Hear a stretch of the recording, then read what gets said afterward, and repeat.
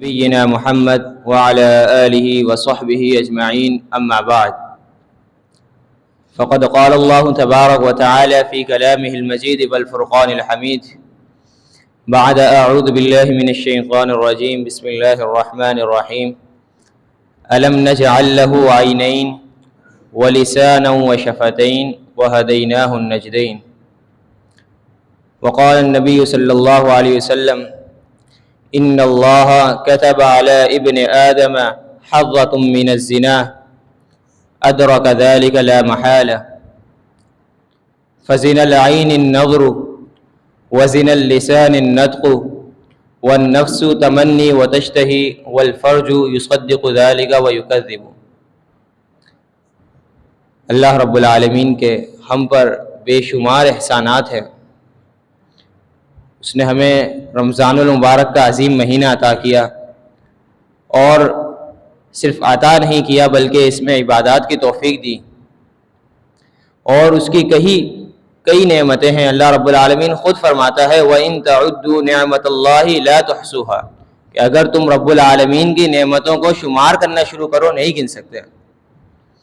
انہی نعمتوں میں سے ایک عظیم نعمت یہ آنکھیں ہیں جو رب العالمین نے ہمیں عطا کی ہیں۔ ان آنکھوں کی قدر وہی شخص جانتا ہے جس کے پاس یہ آنکھیں موجود نہ ہوں۔ اس کی مثال اگر کسی شخص سے کہا جائے کہ آپ فلانا کئی روپے لے لو لیکن اپنی آنکھیں دے دو، تو وہ شخص کروڑوں روپے لے کر بھی اپنی آنکھیں دینے پر راضی نہیں ہوگا، کیونکہ وہ یہ جانتا ہے کہ جب آنکھیں ہی نہیں ہوں گی تو یہ دنیا کی لذتیں کیسے حاصل کریں گے۔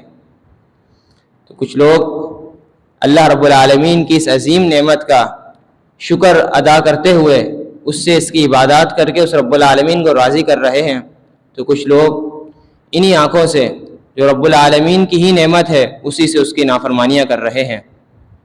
اور آنکھوں کی نافرمانیوں میں، گناہوں میں صرف نامحرموں کو دیکھنا نہیں ہے۔ ہم سمجھتے ہیں صرف نامحرم کو دیکھنا آنکھوں کا گناہ ہے، بلکہ ہر وہ چیز جو رب العالمین کی نافرمانی پر انسان کو آمادہ کرے وہ اس آنکھ کا گناہ ہے۔ امام ذہبی کیا فرماتے ہیں کہ انسان کو رب العالمین نے بے شمار نعمتیں دی ہیں، اور ان نعمتوں کا احسان اور بدلہ یہ ہے کہ وہ اس کا شکر ادا کرتے ہوئے ان کو رب العالمین کی فرما برداری میں استعمال کرے۔ اگر کوئی شخص اس کو رب العالمین کی نافرمانی میں استعمال کر رہا ہے تو وہ شخص کتنا بدترین شخص ہے، کیونکہ وہ رب العالمین کی دی ہوئی نعمت سے اسی کی نافرمانی کر رہا ہے۔ اور کیا فرماتے ہیں کہ اگر تم نے گناہ ہی کرنا ہے، رب العالمین کی نافرمانی ہی کرنی ہے، تو جاؤ کسی اور سے نعمتیں لے لو، اس کی دی ہوئی نعمت سے گناہ کر لو۔ اب یہ آنکھیں یہ رب العالمین کی نعمت، یہ جسم، یہ زمین رب العالمین کی نعمت، جاؤ کسی اور زمین پہ گناہ کر لو، کوئی اور نفس لے لو اس سے گناہ کر لو۔ انہی گناہوں میں سے ایک عظیم گناہ وہ یہ سوشل میڈیا ہے۔ یہ سب ہم سب جانتے ہیں کہ سوشل میڈیا ایک ایسا پلیٹ فارم ہے جو معلومات کے تبادلے کے لیے بنا تھا، لیکن آج یہ حقیقت ہے کہ یہ سوشل میڈیا ہی ایسا پلیٹ فارم ہے کہ جہاں بے حیائی بہت زیادہ ہے۔ اور اس کی عظیم مثال رب العالمین نے کیا قرآن میں دی، اثمہما اکبر من نفعہما، کہ اس کی مثال شراب جیسی ہے کہ جس کا نقصان اس کے فائدے سے کئی زیادہ ہے۔ افسوس آج ہم اس سوشل میڈیا کے اس خطرناک حملے سے ناواقف ہیں اور اس کا شکار ہوتے جا رہے ہیں، اور اپنے عام دنوں کو تو چھوڑے رمضان المبارک کو خراب کرتے جا رہے ہیں۔ آج ہم عبادات کرتے ہیں اور یہ سمجھ بیٹھتے ہیں کہ مجھے جنت کا سرٹیفکیٹ مل گیا، اب تو میرے لیے جنت واجب ہو گئی کہ میں نے رمضان المبارک میں کتنی عبادات کی، بلکہ کچھ ایسے گناہ بھی ہیں جو ہماری ان عبادات کو جلاتے جا رہے ہیں، ختم کرتے جا رہے ہیں، اور اس شخص کی طرح ہمیں کرتے جا رہے ہیں جس نے کوئی عبادت ہی نہیں کی۔ اور ہماری مثال اس شخص کے جیسی نہ ہو جائے، اس عورت کے جیسی کہ جو ایک ایک دھاگا جوڑ کر رسی بناتی ہے اور پھر اس رسی کو خود ہی توڑ ڈالتی ہے۔ ہم رمضان المبارک میں جوڑ کر عبادات تو کر رہے ہیں، کہیں ایسا نہ ہو کہ کوئی ایسا گناہ بھی کر جائیں جو ساری عبادات کو ملیا میٹ کر دیں۔ اب اس سوشل میڈیا کے کئی فتنے ہیں، اس میں سے چند فتنے ذکر کر دیتا ہوں کہ جس کی بنیاد پر ہم اپنے آپ کو دیکھیں کہ کہیں میں اس فتنے کا شکار تو نہیں، کہیں اس فتنے کی وجہ سے میں کل رب العالمین کی بارگاہ میں اپنے نیکیوں کو حبام منصورہ ہوتا ہوا نہ دیکھوں۔ سب سے پہلا جو فتنہ اس کا وہ یہ فحش مواد کی بھرمار۔ ہم اپنے اسلاف کو دیکھیں کہ وہ علم میں کس قدر رسوخ حاصل کر گئے۔ ہم رشک کرتے ہیں امام ابن قیم، ابن تیمیہ، اتنی بڑی بڑی ہستیاں کیسے بن گئے؟ ان کے پاس اس علم کی بھرمار تھی، بڑی بڑی کتابیں، علم کے ذخیرے موجود تھے، وہ اس میں ڈوبے رہتے تھے۔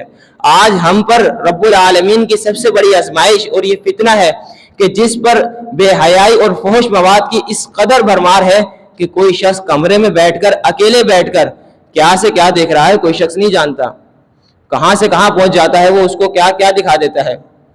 دوسرا بڑا فتنہ وہ دھوکہ دینا اور دکھلاوا کرنا ہے۔ سوشل میڈیا کا سب سے بڑا فتنہ کہ لوگوں کو دھوکے میں بہت رکھا جاتا ہے۔ اس دھوکے کی ایک سب سے بڑی مثال کہ دین کے معاملے میں دھوکے میں رکھنا۔ کچھ لوگ بند کمرے میں بیٹھ جاتے ہیں، لوگوں کو غلط مسائل بیان کر رہے ہیں، ان کی دنیا تو خراب کر رہے ہیں، آخرت بھی خراب کر رہے ہیں۔ تو دوسری طرف کچھ لوگ یہ فیملی ولاگرز جو لوگوں کو اپنی جھوٹی آسائشیں دکھا کر ہمارے بچوں میں سب سے بڑی اور خطرناک بیماری حسد اور احساس کمتری پیدا کرتے ہیں کہ فلاں کے والد نے تو اس کے بچے کو بڑی بڑی نعمتوں سے نواز دیا، میرے والد نے تو کچھ دیا ہی نہیں۔ وہ بچہ حسد کا شکار ہو جاتا ہے۔ اور تیسرا اور سب سے بدترین فتنہ جو اس کا ہے وہ وقت کا ضیاع۔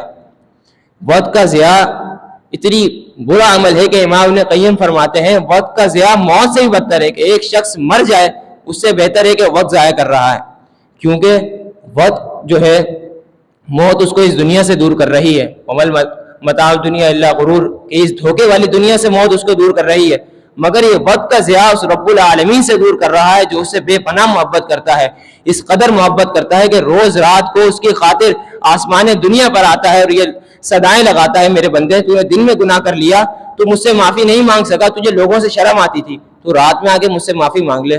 وہ رب العالمین جو اتنی عظیم ذات ہے وہ اس بندے کی خاطر آ رہی ہے، اور یہ بندہ وقت ضائع کر کے رب العالمین سے دور ہوتا جا رہا ہے۔ اور اس کی سب سے بڑا جو وقت ضائع ہوتا ہے وہ یہ سوشل میڈیا پر یوٹیوب شارٹس، ریلز، فیس بک ریلز، اس پر انسان کو وقت ضائع کرتے ہوئے پتہ ہی نہیں چلتا۔ ہم دن میں یہ سوچتے ہیں یار دن میں ٹائم پاس نہیں ہو رہا، روزہ لگ رہا ہے، چلو تھوڑی کامیڈی دیکھ لیتا ہوں، اور یہ سوشل میڈیا کا الگوریتھم ہمیں یہ کامیڈی دکھاتے دکھاتے ہمارے گھنٹوں برباد کر دیتا ہے، اور اس کے بعد پھر جب ہمارا نفس ہمیں ملامت کرتا ہے کہ تو رب العالمین کی نافرمانی کر رہا ہے، تو نے کس قدر وقت ضائع کر دیا، پھر عہد کرتے ہیں کہ کل سے نہیں کریں گے، کل پھر اس کی اٹریکشن اتنی ہوتی ہے دوبارہ کھول لیتے ہیں، اور ایک دن آتا ہے کہ یہ نفس ملامت کرنا بند کر دیتا ہے اور انسان کو گناہ ہی نہیں لگتا۔ اور بھی بے شمار فتنے ہیں، اسی پر اکتفا کرتا ہوں، اور اس کے کچھ اثرات جو ہماری زندگیوں پر ہوتے ہیں، خطرناک اثرات۔ سب سے پہلا ہمارا ایمان کمزور ہوتا ہے، دین کمزور ہوتا ہے۔ آج ہمارا دین کس قدر کمزور ہو چکا ہے ہم خود جانتے ہیں، ہماری نمازوں کا کیا حال ہے، کس قدر خشوع خضوع ہوتا ہے۔ اور وہ صحابہ کی نمازیں دیکھیں، دو صحابی کا واقعہ کہ ایک مرتبہ نماز پڑھ رہے تھے اور چوکیداری کر رہے تھے کہ اتنے میں دشمن نے دیکھا چوکیداری کر رہے ہیں، ایک صحابی آرام فرما گئے اور دوسرے نے نماز شروع کر دی، رب العالمین سے باتیں کرنا شروع کر دیں۔ دشمن نے دیکھا موقع خالی، اس نے تیر مارا، صحابی کی نماز کے دوران کمر سے آر پار ہو گیا، نماز نہیں توڑی۔ جب خون کی چھینٹیں دوسرے ساتھی پر پڑی، وہ اٹھا، اس نے فوراً ان کو بچایا اور پوچھا کہ تم نے مجھے اٹھایا کیوں نہیں؟ تو انہوں نے کہا مجھے رب العالمین سے باتیں کرنے میں اتنا مزہ آ رہا تھا کہ میں نے اس دنیا کو فوقیت نہ دی۔ اور ہمارا یہ حال ہے کہ فلسطین میں کس قدر مسلمان شہید ہو رہے ہیں، ہمارا ایمان اس قدر کمزور ہو چکا ہے کہ ہم یہ بول دیتے ہیں اللہ ان کی غیبی مدد فرمائے گا، ہم کیا کر سکتے ہیں؟ اور وہی مسلمان 313 تھے کہ جن کے ایمان کی مثال نہیں کہ انہوں نے 1000 کے لشکر کو شکست دے دی تھی، اور یہاں یہودی کس قدر کم ہے اور ہمارے ایمان کس قدر کمزور ہے۔ دوسرا ہمارے اعمال کی تباہی، یہ گناہ سوشل میڈیا کے فتنے ہمارے اعمال کو کس طرح تباہ و برباد کر رہے ہیں ہم اس سے واقف بھی نہیں۔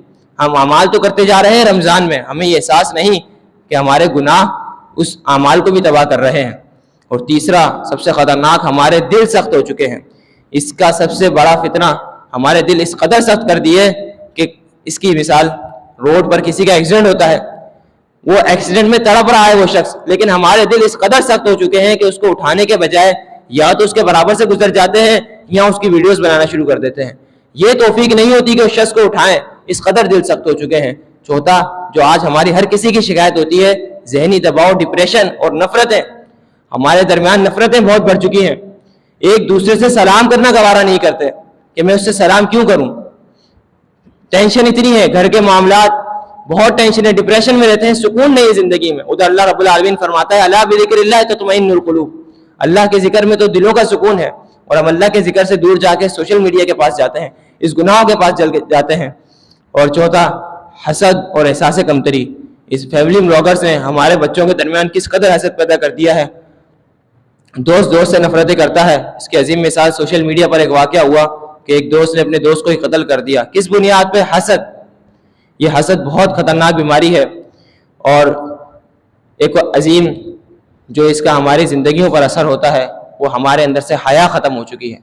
ہم حیا کی مثال اپنے صحابہ میں دیکھتے ہیں۔ حضرت عثمان غنی رضی اللہ تعالیٰ عنہ چادر اوڑھے گزر رہے ہیں، نبی کریم صلی اللہ علیہ وسلم فرماتے ہیں تم نے حیا میں ڈوبے ہوئے شخص کو دیکھنا ہے تو اس کو دیکھ لو۔ عمر بن خطاب اٹھ کر جاتے ہیں، دوڑتے ہیں، یہ کون ہے شخص جس کے بارے میں نبی کریم صلی اللہ علیہ وسلم فرما رہے ہیں؟ دیکھتے ہیں وہ عثمان غنی۔ کس قدر حیا کے پیکر، آج ہمارے اندر سے حیا کس قدر ختم ہو چکی ہے۔ ہم کسی کی ماں بہن بیٹی میں فرق نہیں کرتے، بلکہ ان کو دیکھنے کے لیے تڑپ رہے ہوتے ہیں۔ اس قدر ہماری حیا ختم ہو چکی ہے۔ اور ایک اور فتنہ، وہ ہمارے اندر غلط عادات کا فروغ۔ ہمارے بچے سوشل میڈیا پر کس قدر غلط عادات سیکھتے ہیں، میم سیکھ رہے ہیں، گھر آ کر ان میموں کو گا رہے ہیں، گالیاں سیکھ رہے ہیں، گھر آ کر وہ گالیاں دے رہے ہیں، دوستوں میں گالیاں دے رہے ہیں۔ کس قدر ہمارے اندر اس کے اثر ہو رہے ہیں۔ اور سب سے عظیم اثر، ہم شکایت کرتے ہیں ہمارے بچے تعلیم میں دل نہیں لگاتے۔ کس وجہ سے نہیں لگاتے؟ ہم نے جو ان کو یہ ڈبہ دے دیا، اس ڈبے کے اندر وہ غلط چیزیں ان کو سکھا رہا ہے۔ وہ یہ دیکھتا ہے اس کا غلط ریلیشن شپ ہے، میں بھی غلط ریلیشن شپ کروں، میں کیوں یہ تعلیم حاصل کروں؟ وہ یہ کہتا ہے کہ تعلیم سے کچھ نہیں ہوتا، میں کیوں سیکھوں؟ تو یہ انتہائی خطرناک ان کے اثرات ہیں، ہمیں ان پر غور کرنا چاہیے۔ کچھ اقدامات ہیں جسے ہم نوٹ کر لیں کہ جس کی بنیاد پر ہم کچھ نہ کچھ اس سے بچنے کی کوشش کر سکتے ہیں۔ سب سے پہلی چیز جو اللہ رب العالمین نے ہر عبادت میں رکھی، ہر عبادت کا مقصد یہ بتایا، یا ایھا الذین آمنوا کتب علیکم الصیام لعلکم تتقون، کہ تاکہ تم تقوی اختیار کر لو۔ اس تقوی کا فائدہ کیا ہوتا ہے اللہ رب العالمین نے خود بتا دیا، ان الذین اتقوا اذا مسهم طائف من الشیطان تذکروا فاذا هم مبصرون، کہ جب شیطان ان کو کوئی چٹکلا دیتا ہے، نفس کوئی چٹکلا دیتا ہے، کسی گناہ کی طرف آمادہ کرتا ہے، فوراً یاد آ جاتا ہے، رب العالمین کا ڈر یاد آ جاتا ہے۔ تقوی ہے کیا؟ تقوی یہی ہے کہ انسان رب العالمین کے خوف سے ہر گناہ سے بچنے کی کوشش کرے اور ہر نیکی کی طرف بڑھنے کی جستجو کرے۔ اور دوسرا وہ یہ نگاہوں کی حفاظت اور شرمگاہ کی حفاظت۔ اللہ رب العالمین نے عورتوں کو پردے کا حکم دینے سے پہلے مردوں کو یہ حکم دیا، قُل لِّلْمُؤْمِنِينَ يَغُضُّوا مِنْ أَبْصَارِهِمْ وَيَحْفَظُوا فُرُوجَهُمْ، کہ مومنون کو چاہیے کہ وہ اپنی نگاہوں کی حفاظت کریں اور اپنی شرمگاہ کی۔ اس کے بعد عورتوں کو حکم دیا قُل لِّلْمُؤْمِنَاتِ، تو پہلے اس مرد کو چاہیے کہ اپنی نگاہوں کی حفاظت کرے۔ اگر یہ نگاہ کی حفاظت ہو گئی، دل پر بھی اثر وہی ہوتا ہے جو نگاہیں دیکھتی ہیں، جو نگاہ نے دیکھا وہی دل پر اثر ہوتا ہے۔ اگر غلط چیز دیکھیں گے دل پر غلط اثرات ہوں گے، اور دل پر یہی اثرات ہوں گے، یہی فتنے کا شکار ہوگا۔ اور چوتھی چیز کہ سوشل میڈیا کا محدود استعمال کیا جائے۔ بے شمار ایپس آتی ہیں آج کل، تو موبائل میں سیٹنگز آتی ہیں، ٹائمر لگا لیا جائے، اپنے نفس کو کنٹرول کیا جائے کہ نہیں سوشل میڈیا کا زیادہ استعمال نہیں کرنا۔ وہ کیسے ہوگا کنٹرول؟ جب اللہ کے ذکر میں مشغول رہیں گے، زیادہ سے زیادہ قرآن کی تلاوت میں، اللہ کے ذکر میں مشغول رہیے، کیونکہ یہ مہینہ ہی تو قرآن کا مہینہ ہے، شہر رمضان الذی انزل فیہ القرآن۔ اگر اس مہینے میں قرآن میں دل نہیں لگایا تو پھر کب لگائیں گے؟ جب اللہ کے ذکر میں دل مشغول رہے گا تو ہی تو پھر ان فتنوں سے بچ سکیں گے۔ اللہ رب العالمین نے نبی کریم صلی اللہ علیہ وسلم کو کیا حکم دیا؟ وَإِذَا فَرَغْتَ فَانْصَبْ، کہ جب بھی فارغ ہوں اللہ رب العالمین کی عبادت میں اپنے آپ کو تھکا دیجئے۔ اور چوتھی چیز، اپنی گیدرنگ چیک کریں، سوشل میڈیا پر فالوئنگ لسٹ چیک کریں، اپنے محلے میں اپنی گیدرنگ چیک کریں کہ میرے دوست احباب کیسے ہیں، کیونکہ جیسا دوست اپنے دوست کے دین پر ہوتا ہے۔ اس کی عظیم مثال نبی کریم صلی اللہ علیہ وسلم نے فرما دی کہ اچھے دوست کی مثال خوشبو والے کی طرح، کہ انسان جب اس کے پاس جاتا ہے اس سے خوشبو نہیں خرید سکتا، استطاعت نہیں ہے، تو کم از کم اس کی دکان سے جو خوشبو آ رہی ہے اس کے دل کو تسکین ملے گی، سکون ملے گا۔ اور برے دوست کی مثال بھٹی والے کی جیسی ہے کہ اس کے پاس گیا، کچھ خریدنا نہیں ہے، لیکن دھوئیں سے تو اس کی ناک خاک آلودہ ہوگی، یہاں تو چنگاڑی نکل کے اس کے کپڑوں پہ لگے گی اور کپڑے جلا دے گی۔ کتنا بڑا نقصان۔ رب العالمین سے یہ دعا ہے کہ وہ ہمیں اس رمضان المبارک کی اہمیت کو سمجھنے، اس میں عبادت کرنے اور پھر عبادت کی حفاظت کرنے کی توفیق نصیب فرمائے۔ آمین۔ والتوفیق بید اللہ تعالی وما علینا الا البلاغ المبین۔